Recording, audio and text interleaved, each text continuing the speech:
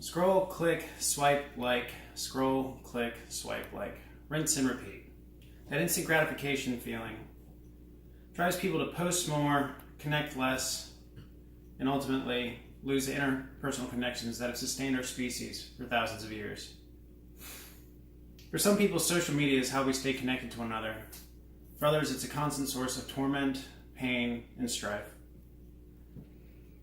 Taking a break from social media or giving up social media completely can actually make you feel a lot better and preserve your mental well-being.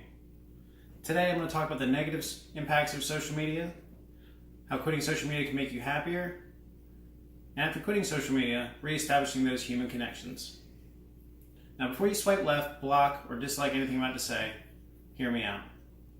According to a research article published in the Journal of the ADAA, social media use was significantly associated in increased depression among young adults in the United States. Those are ages 14 through 18, key parts of brain development as a young adult.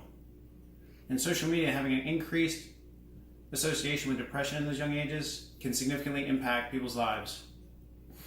An article by Danielle Reed, a social networking manager, states that social media has negatively changed the way people interact with each other. Instead of sitting across from another person, enjoying a nice meal, having conversation, people feel more comfortable just texting. Now, how comfortable can you feel with somebody with their face stuck down on the phone when you're out enjoying yourselves, having a good time with friends and family, and everybody's just looking down, and instead of just talking, they're talking through their phone? Now, you can turn that emoji frown upside down. Quitting social media can actually make you happier. A study by the Happiness Research Institute found that people who avoided social media for just 1 week, 7 days, were in a much better mood than before because they were more present and aware of what's going on in their own life. They weren't looking at something that was filtered through some kind of app where you're just seeing the happiness from other people's lives in comparison to your own. According to David Greenfield, PhD, an assistant clinical professor of psychiatry at the University of Connecticut School of Medicine and founder of the Center for Internet and Technology Addiction, foregoing social media and the constant awareness it demands on a person's life can significantly reduce the levels of cortisol, the stress hormone in a person's body, and leads to a calmer feeling and a sense of better well-being.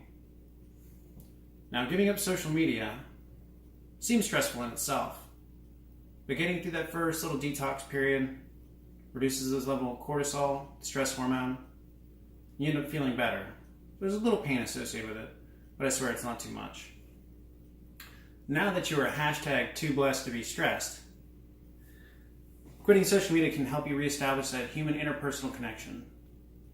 An article in Medium titled Personal Growth by John Gorman states that constant wall of content that is meant to bring us closer actually drives us further apart. It makes us more distant. Gorman also goes on to state that after giving up his social media account, it aids in becoming more secure in ourselves and our connections. It allows you to connect with other people around you instead of through some kind of device. The best way to connect with people is actually talking to them, seeing their reaction, seeing their body language, that instant feedback from somebody's mouth instead of somebody's telephone. He also goes on to say that our phones are turning to more of a screening app when we're filtering out the things that we don't want to see, the things that drive everyday life. That constant filter, the exhaustive debate, and the concerns around this are just too big to be ignored. So much of what we do in life, whether at work and social settings, is governed by interaction with other people. Yes, without your phone, you actually have to interact with other people. So in closing, with an ever-increasing human population, more and more people are dialed into their phones, walking around with their heads down, looking at the screen in their hands. The next time you're in a large social setting, sitting in Club Perry, at the Web Center, anywhere, take a good look around. Really look around.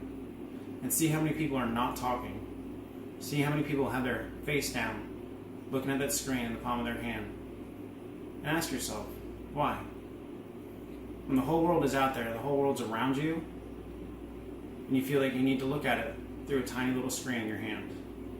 So today, we talked about the negative effects of social media, how quitting social media can make you happier, and how after quitting social media, it can help in reestablishing the human interpersonal connection that really is what bonds all of us together.